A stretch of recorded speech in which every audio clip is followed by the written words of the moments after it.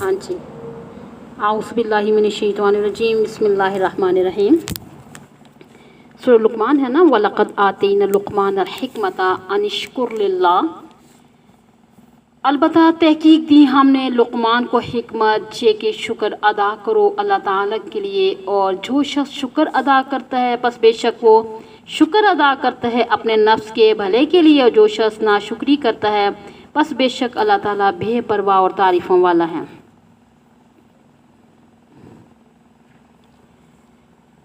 ترجمہ آیا۔ ارشاد باری تعالیٰ ہے کہ البتہ تحقیق ہم نے حضرت لقمان کو حکمت عطا فرمائی۔ حکمت کا لفظ قرآن و حدیث دونوں جگہ مذکور ہے، پیچھے بھی میں نے بتایا تھا آپ کو۔ تو بہرحال اس کا مفہوم یہی ہے، ایک یہ فرض بیان کہ نا وہ یعلمہم الکتاب والحکمت، یعنی آپ لوگوں کو کتاب اور حکمت کی تعلیم دیتے ہیں۔ یہ میں نے آپ کو بتا دیا ہے نا اس سے پہلے رکوع میں، ٹھیک ہے؟ اس کو اب دوبارہ بتانے کی ضرورت ہے یا نہیں ہے؟ نہیں ہے نا، بتا دیا، ابھی بتایا تھا۔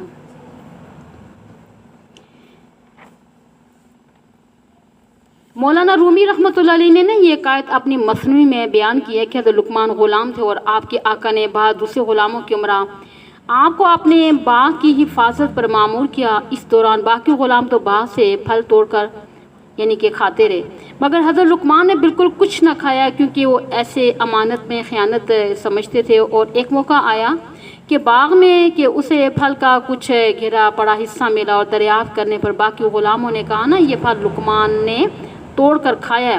جب آپ سے دریافت کیا گیا تو آپ نے کہا کہ اے آقا، آپ ہم سب خادموں کو گرم پانی پلا کر دھونے کا حکم دیں تو آپ کا مسئلہ حل ہو جائے گا۔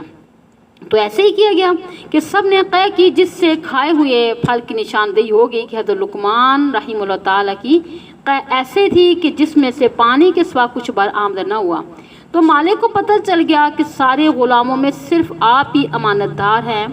اور مشہور ہے نا کہ لقمان نے کہا کہ میں نے بہت سے نبیوں کی زیارت کی ہے۔ بنی اسرائیل کے دور میں انبیاء کثرت سے آتے تھے، اور خود لقمان رحمۃ اللہ علیہ کی عمر بھی 1000 سال تھی، لہٰذا ان کی بہت سے انبیاء سے ملاقات بعید از قیاس نہیں ہے۔ فرماتے ہیں ان انبیاء کی اقوال میں سے یہ بھی ہے کہ میں نے 8 باتوں کو خوب یاد کیا، اور وہ یہ ہے۔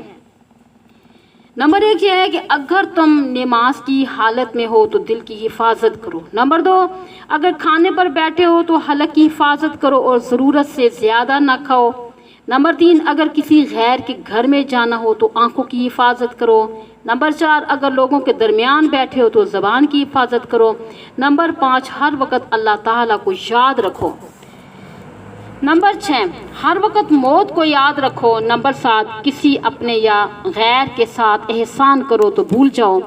نمبر 8 جو تیرے ساتھ برائی کا سلوک کرے اس کو بھی بھول جاؤ اور کسی کے سامنے تذکرہ نہ کرو۔ یعنی کسی نے حضرت لقمان سے پوچھا کہ حضرت آپ اس مرتبہ تک کیسے پہنچے ہیں؟ اللہ نے آپ کو بڑی فہم اور فراست عطا کی ہے۔ فرمایا کہ اللہ تعالیٰ کی تقدیر سے، امانت کی ادائیگی کی وجہ سے، سچ بولنے کی وجہ سے، لا یعنی باتوں کے ترک کرنے کی وجہ سے۔ پھر کسی نے پوچھا کہ لقمان تم فلاں خاندان کے غلام تھے، تم میں فہم، فراست، عقل مندی، دانشوری، یہ فرزانگی کیسے پیدا ہوئی؟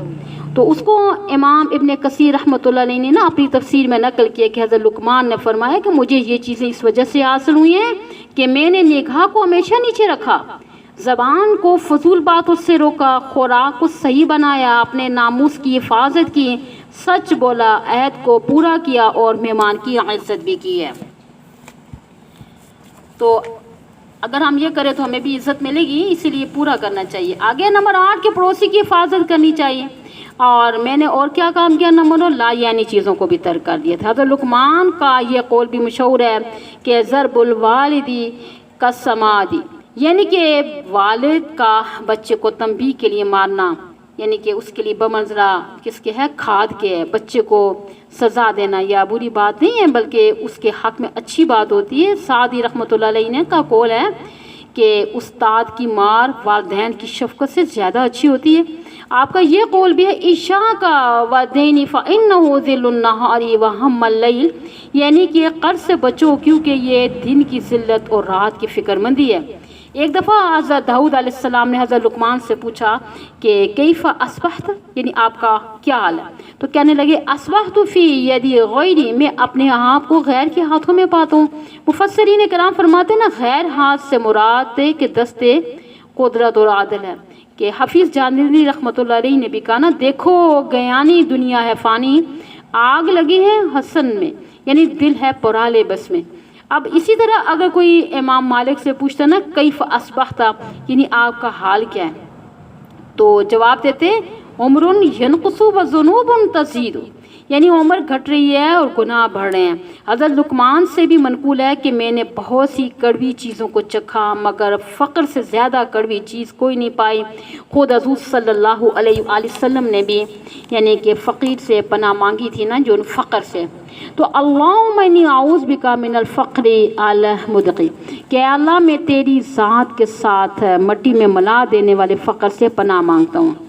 تو آپ کا یہ جو قول ہے دنیا میں اترے ہوئے، تو اس کی طرف پشت رکھی ہوئی ہر ایک نے سمجھ نہیں آتی کہ رخ کو پھیر لے، اور جس دنیا کو تم قریب سمجھ رہے ہو وہ بہت بعید ہے، اور جس آخرت کی طرف جا رہے ہو وہ حقیقت میں بہت قریب ہے۔ آپ سے یہ بھی منقول ہے نا کہ کھانا کھلانے کے لیے پرہیزگاروں کی تلاش کرو اور مشورے کے لیے علماء کو تلاش کرو۔